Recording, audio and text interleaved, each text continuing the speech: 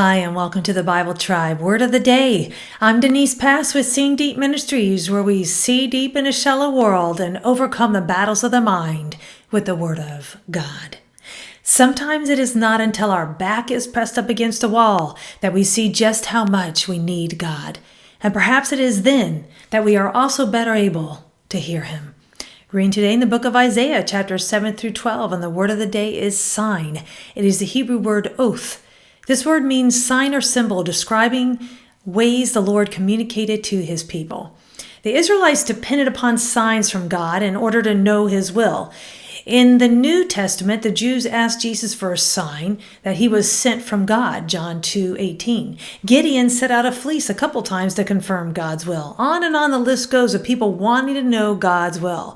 But here in our opening chapter of Isaiah, King Ahaz did not want to know God's will. God revealed it anyway. The verse of the day is Isaiah 7:14. Therefore the Lord Himself will give you a sign. Behold, the virgin will conceive and give birth to a son, and she will name him Immanuel. We can look back at the book of Isaiah and be tempted to judge them for their wickedness. And yet I wonder what Isaiah would say about our generation. Into a culture seemingly void of hope, Isaiah spoke of God's promise and deliverance. Immanuel would come, God with us. This hope was spoken right as the Assyrians were coming to take God's people into exile.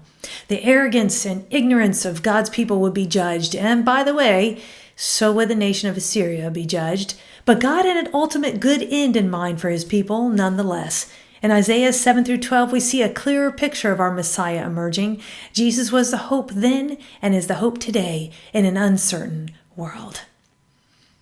Right in the middle of coming and looming through suffering, God offered His people hope. And He does the same for us too.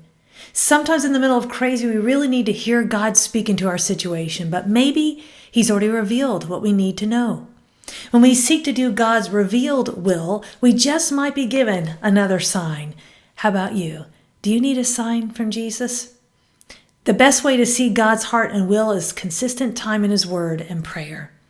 Fellowshipping with God's people also helps us to see a clear sign from God. Don't look for signs as much as looking to know God's heart. He will reveal His will to you in His perfect timing. Go with God in His precious word, friends. Join us tomorrow in the book of Psalms.